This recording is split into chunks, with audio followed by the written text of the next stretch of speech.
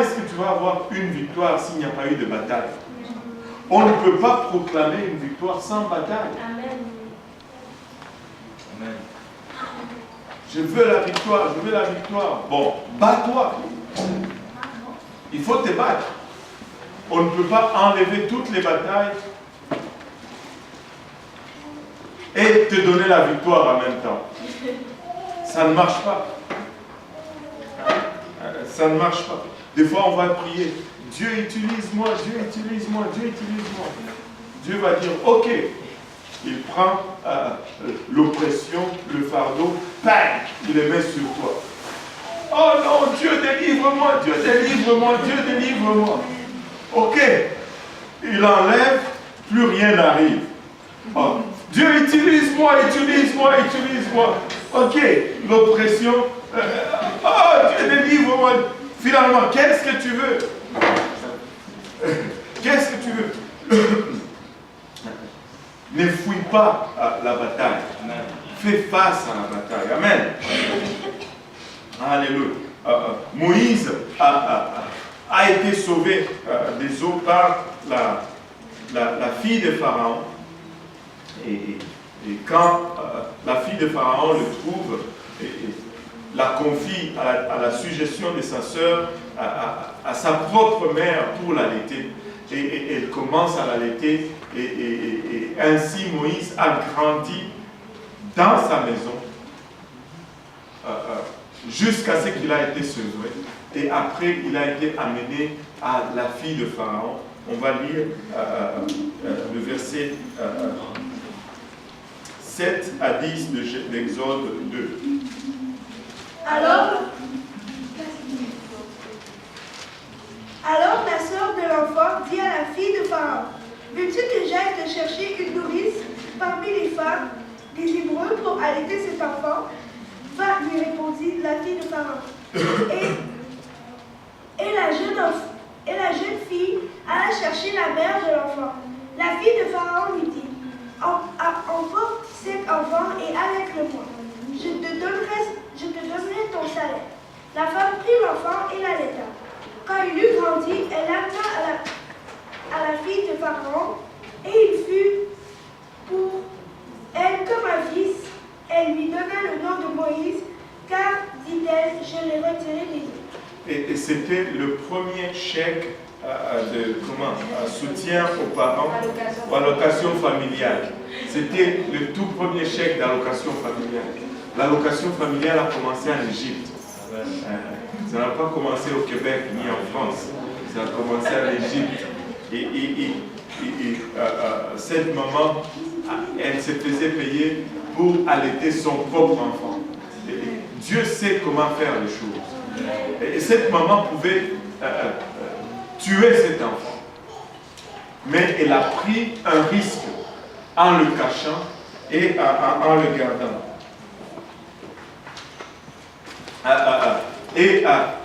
Par la suite, cet enfant est tombé entre les mains de la fille de Pharaon, qui a commencé à payer, et qui, moi, dans mon livre à moi, a même assigné une garde pour que cet enfant ne soit pas jeté dans le livre. Et cet enfant, maintenant, se retrouve dans une situation où il est nourri par ceux qui voulaient le détruire, et il est éduqué par ceux qui ont la meilleure éducation. Tout ça parce que les gens ont dit on va suivre les voies de Dieu. Et Moïse a grandi comme un Hébreu. Il a reçu l'éducation d'un Hébreu. Et quand il grandissait, sa mère lui enseignait que tu es un Hébreu, tu n'es pas un Égyptien. Sa mère lui inculquait que tu es un adorateur du seul et unique vrai Dieu. Tu n'es pas un adorateur d'Osiris ou d'Isis. Et Moïse a grandi avec cette connaissance. Le livre de Proverbes nous dit, élève un enfant d'une façon, quand il va grandir, il ne va pas s'en détourner. Quand Moïse a grandi, il savait qui il était. Amen. Parce que les premières années de Moïse ont été influencés par la bonne éducation. Les 6 premières années d'un enfant sont cruciales. Amen.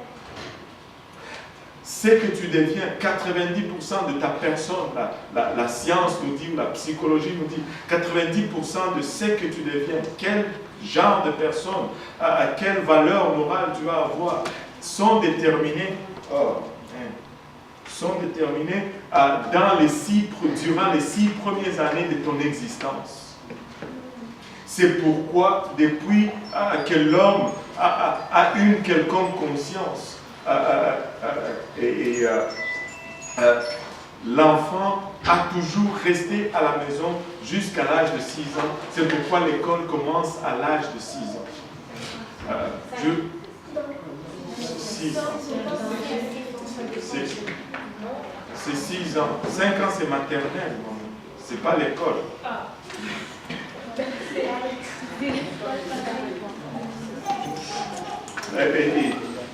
Vous savez,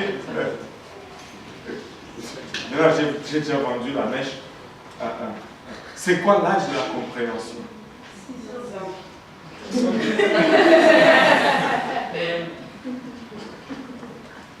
Vous savez, on comprend dans le monde que à 6 ans, l'enfant commence à utiliser son intelligence et on commence à l'enseigner.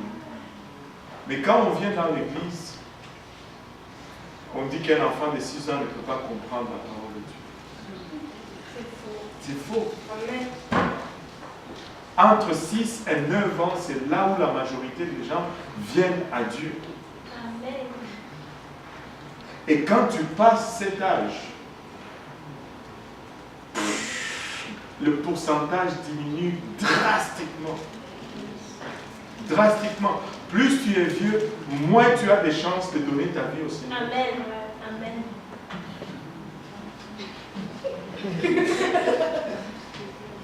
C'est pourquoi nous nous sommes tellement réjouis hier lorsque une dame de 89 ans s'est fait baptiser au nom de Jésus.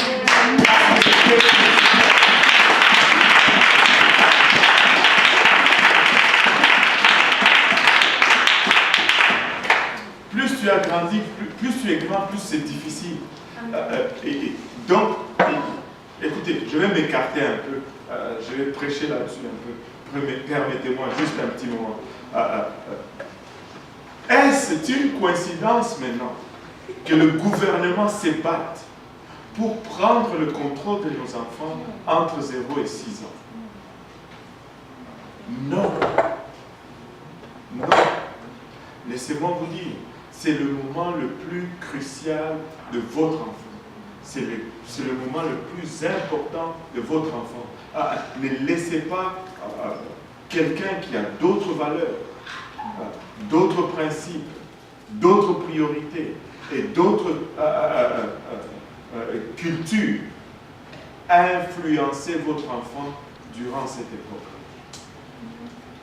Les troubles que nous avons dans notre société aujourd'hui, la plupart génèrent de cela. Nous avons des enfants hyperactifs, des enfants qui ont tendance à la délinquance et à la violence plus que toute autre chose, plus que toute autre génération, parce que nous confions nos enfants, je dis bien comme société, à des garderies. Et dans ces garderies, il y a des monitrices de toute culture. Amen. Aucune valeur commune avec vous. Et quand ces enfants rentrent à la maison, les valeurs que vous avez véhiculées à la maison ne sont pas les mêmes qu'ils ont ingurgitées pour le 8h, 9h, où ils étaient plus conscients et plus aptes à absorber. Et quand ils arrivent chez vous, vous dites non, ce n'est pas comme ça. Et ça devient un choc maintenant. Et vous êtes tout le temps en conflit maintenant. Parce que vous n'avez plus les mêmes bases. Et là, vous dites, non, c'est moi l'autorité. Hein? Tu as abdiqué ton autorité déjà. Tu l'as cédée à quelqu'un d'autre. Et on se retrouve avec une société dont on ne peut même plus définir les valeurs morales. Et parce qu'on ne peut plus définir les valeurs morales, on s'est dit, bon, c'est quoi même la morale? Toi, tu crois ce que tu crois, moi je crois ce que je crois, ben, toi tu te comprends, moi je me comprends, nous sommes corrects. Chacun pour soi, parce qu'on n'en a plus de commune. Et ça fait une société en déclin. Oh, si nous pouvions retourner au principe de base. Ce livre est le livre de la vie. Tu peux baser ta vie là-dessus. Tu peux miser là-dessus et avoir les meilleurs résultats. Il n'y en a pas. Il n'y en a pas de comparable. Amen. Maintenant, alléluia, j'ai au moins un amen. Amen. Au moins quelqu'un est Amen. Alléluia. Moïse, quand il est arrivé au palais de Pharaon, la plupart des théologiens ou des théologues, ils disent qu'il avait entre 5 et 7 ans parce que c'était l'âge de sevrage, plus ou moins. Parce qu'en ces temps-là, on pouvait allaiter pendant plus longtemps.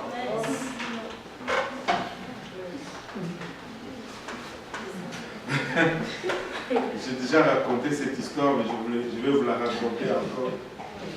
Moi, j'avais un ami qui, je pense, était allaité jusqu'à l'âge de 9 ou 10 ans.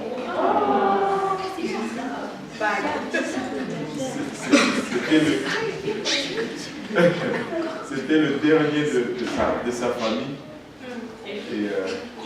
Et des fois, il jouait au foot. Et puis après, il disait, ok, quelqu'un me remplace, je reviens. Et il allait à la maison, puis il tétait, et puis allez, il revenait pour jouer.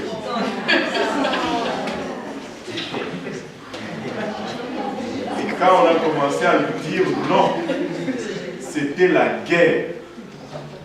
Il lançait les cailloux sur le toit de la maison. Il lançait les cailloux sur le toit de la maison. Très fâché. Très fâché. Mais bon, finalement, il a été sauvé. C'était violent. C'était violent. On me dirait ça. Pardon? Il y avait ça. Des enfants qui peut-être le millage de scène comme ça, avant que leur maman se dépiler.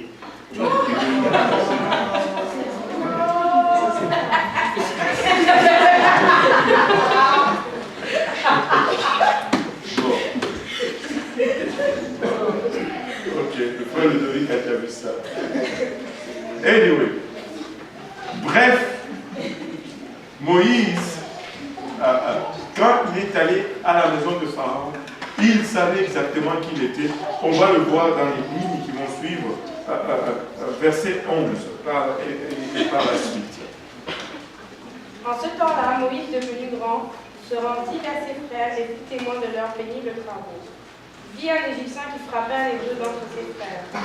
Il regarda de côté et d'autre, et voyant qu'il n'y avait personne, il tua l'Égyptien et le cacha dans le sable. Voyez sa réaction. Sa réaction va nous déterminer, va nous montrer que Moïse avait une connaissance de qui il était. Il voit l'Égyptien qui maltraite les Hébreux. Il regarde seulement s'il y a quelqu'un qui le voit. Et puis, bang, crochet gauche, apacat, Kakono, il tue l'Égyptien. Vous ne savez pas Kakono? Non. Man, Joël, tu ne sais pas Kakono. À la truc 14. Toi, tu connais Kakono. Ça a 14. Ouais, c'est Pas, nous, on ne savait pas compter là. 14, on savait savoir Kakono. Et il a tué l'Égyptien. Il l'a caché dans le sable. Et puis, il se disait, bon, ni vu,